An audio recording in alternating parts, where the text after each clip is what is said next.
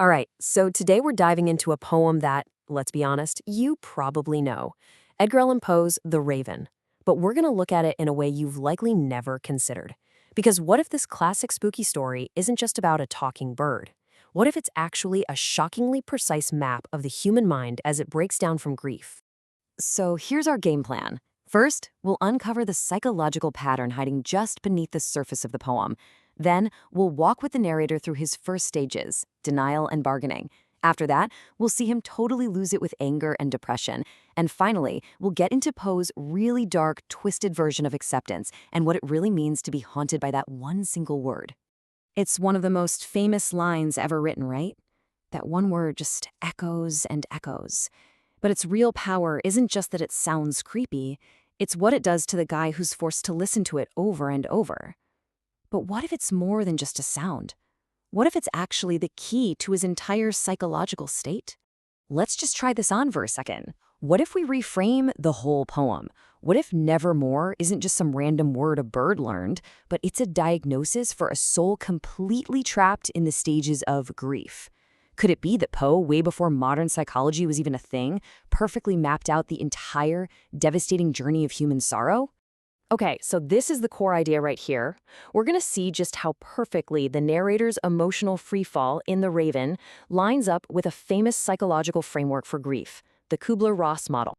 And this is so crucial to get.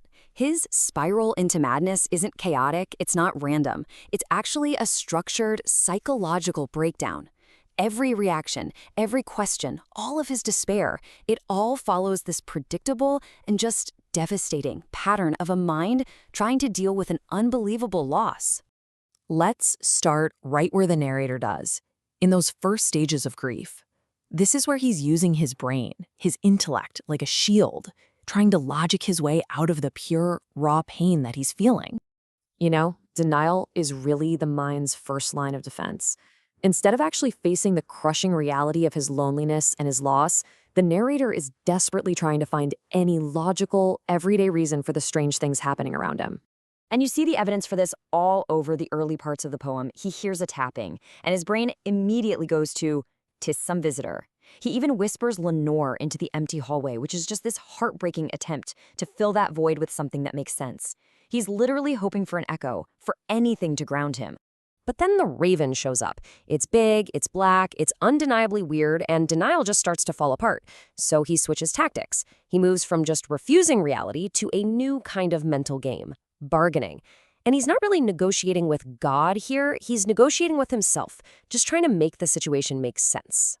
Oh man, you can just feel his desperation. He makes up this whole backstory for the Raven. He's like, oh, maybe its last owner was just really miserable and taught it this one sad word. See what he's doing? He's bargaining for a reality where this is just a normal bird, not some kind of supernatural messenger telling him his pain is forever. But logic, it's a pretty flimsy defense against a hurricane of emotion. And in this next part, we see those intellectual walls just get completely demolished, and he's just swept away by raw feeling.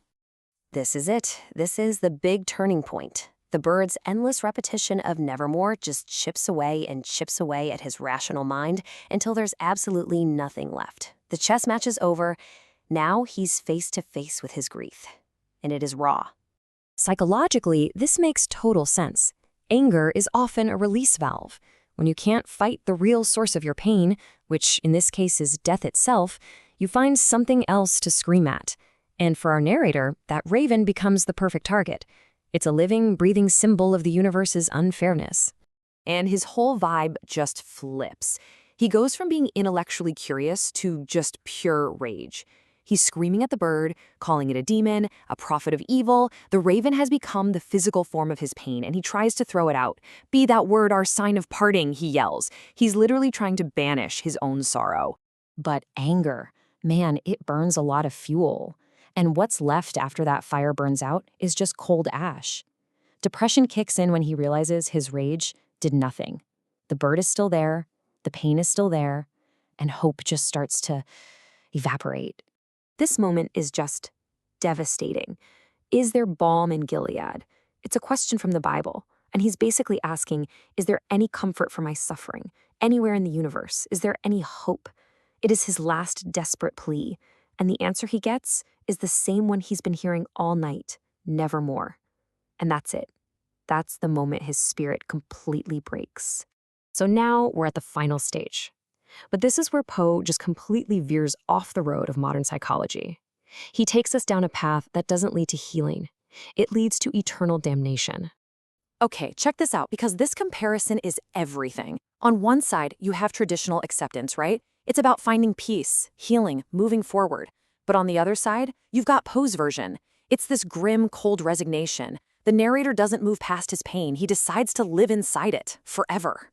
The imagery here is absolutely critical. So the raven, this symbol of his unending sorrow, is sitting on a bust of Pallas, who is the goddess of wisdom and reason. Get it? His mind, his intellect, is now permanently living under the shadow of his grief. And that phrase, still is sitting, that tells you this isn't temporary, this is permanent. So he finally stops fighting. He accepts the bird's message, but what he's accepting isn't peace, it's a life sentence. He's accepting that nevermore is the new unbreakable law of his world, a world with no joy, no hope, and no Lenore. So, what's the big takeaway here? Why does this poem, written so long ago, still get under our skin? I think it's because it shows us a terrifying truth about grief.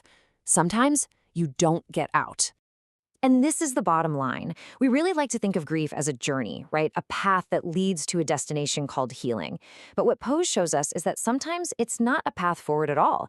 It can be a circle, a trap, a place where you're just doomed to relive your pain over and over again forever. His soul isn't just in the shadow anymore. The poem says his soul is cast onto that shadow on the floor. His grief is no longer just a feeling. It has become the very foundation of who he is. And so that's the unsettling question Poe leaves us with. When we lose something or someone we love, do we really truly heal and move on? Or does that loss just become a part of our identity?